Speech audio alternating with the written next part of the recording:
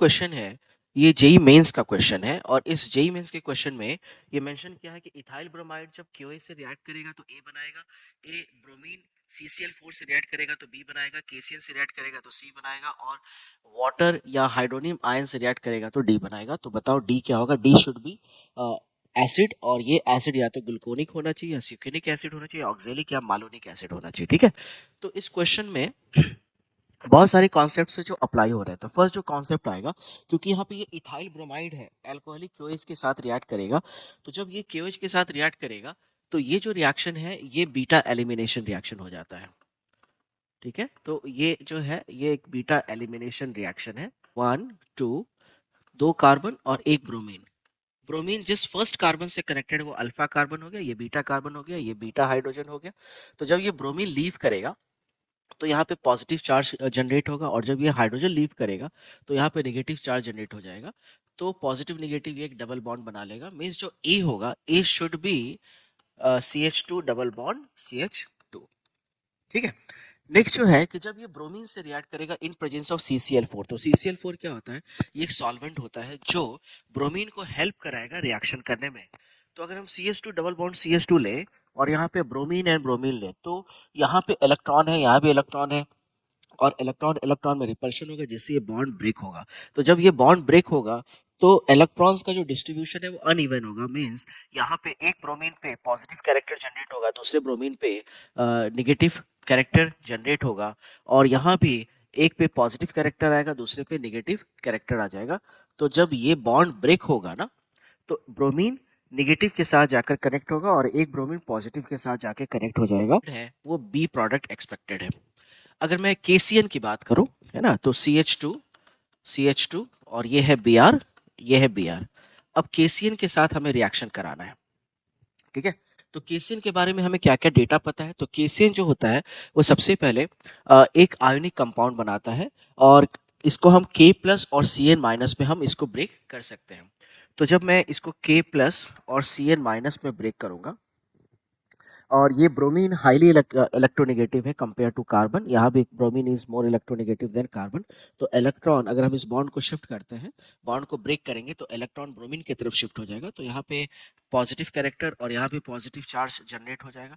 अब क्योंकि KCN axis है तो CN माइनस जाकर के इन दोनों चार्ज से अटैच हो जाएगा। ठीक है, तो जो नेक्स्ट प्रोडक्ट एक्सपेक्टेड है CH2 CN CN और ये CN आ जाएगा। ओके, ये हमारा C प्रोडक्ट हो गया। अब हमें देखना है कि हाइड्रोनियम आयन के साथ रिएक्ट करके क्या बनाता है। तो मैं क्या करता हूँ कि इसे R ले लेता हूँ, फिलहाल इसे मैं R ले लेता हूँ। तो RCN in presence of hydronium ion. ठीक है, हमें ये रिएक्शन करना है। तो RC ट्रिपल बॉन्ड N, ये हो जाएगा H प्लस और ये है वाटर। ठीक है, यहाँ पे इलेक्ट्रॉन्स अवेलेबल है। H प्लस के पास क्या है? इलेक्ट्रॉन है नहीं, तो वो क्या करेगा? वो नाइट्रोजन से इलेक्ट्रॉन लेगा। तो इलेक्ट्रॉन लेने के बाद RC ट्रिपल बॉन्ड, ये हो जाएगा NH और यहाँ पे क्योंकि नाइट्रोजन ने इलेक्ट्रॉन डोनेट किया है तो वहाँ पे पॉजिटिव चार्ज जनरेट हो जाएगा।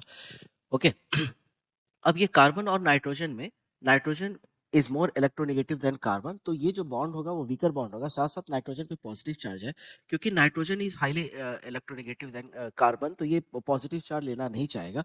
इसका मतलब है कि फिर से ये बॉन्ड ब्रेक होगा। नाइट्रोजन की इलेक्ट्रोनेगेटिविटी ज़्यादा है तो इलेक्ट्रॉन्स नाइट्रोजन की तरफ शिफ्ट हो जाएगा। ऐसे सिचुएशन में कार्बन जो है वो डोनर बन जाएगा। तो RC plus double bond NH। ठीक है, वाटर है H2O, यहाँ पे लोन पेयर्स अवेलेबल है। तो ये इलेक्ट्रॉन कार्बोकटायन को देगा और देने के बाद यहाँ पे बन जाएगा COH2 plus double bond NH, double bond NH बन जाएगा। ठीक है, अब क्या है कि ये पॉजिटिव चार्ज है, इस पॉजिटिव चार्ज को हम ब्रेक कर सकते हैं। RCOH प्लस और यहाँ पे H है। फिर से अगर हम इस बॉन्ड को ब्रेक कर दें तो ये बन जाएगा RC और ये हो जाएगा OH और ये डबल बॉन्ड NH।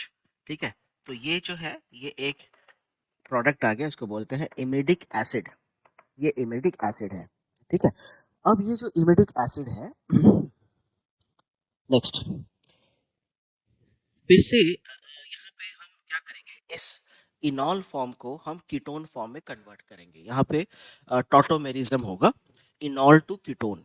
ठीक है, इनॉल फॉर्म को कीटोन फॉर्म में कन्वर्ट करेंगे।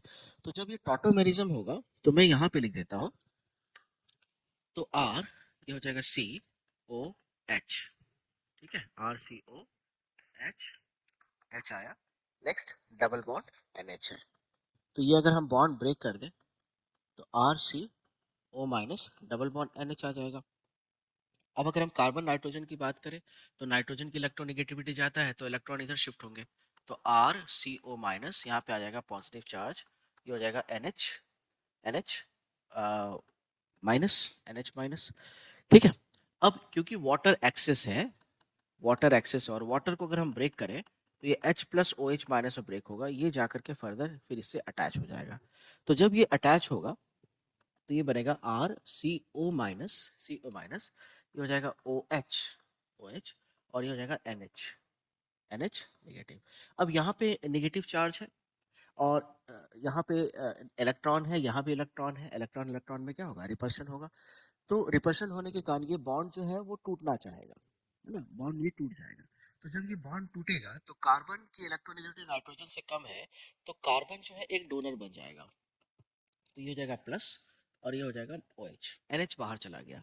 अब ये जो प्लस और माइनस है ये बॉन्ड बना लेगा, तो R C double bond O, और ये बन जाएगा ओ एच। तो इसका मतलब है कि हमें जो डी प्रोडक्ट मिलना चाहिए वो कंपल्सरी कार्बोक्सिलिक एसिड मिलना चाहिए। आर क्या था हमारे केस में, सो आर था C H two single bond C H to.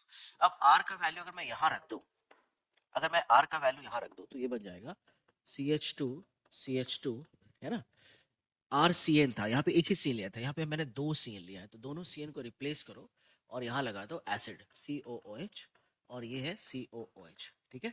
तो ये हमारा प्रोडक्ट डी होना चाहिए, ये हमारा प्रोडक्ट डी होना चाहिए।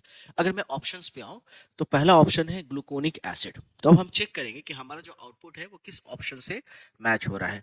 तो ग्लूकोनिक एसिड का जो फॉर्मूला होता है वो है C O O H, then H C O H whole four, and then C H two O H, ये है ग्लूकोनिक एसिड, ये है ऑप्शन ए, ठीक है। तो यहाँ पे चार, एक पांच और एक छह कार्बन है, बट हमारे पास वन टू थ्री फोर ही कार्बन है, तो ग्लूकोनिक एसिड तो हम ले नहीं सकते हैं, ठीक है।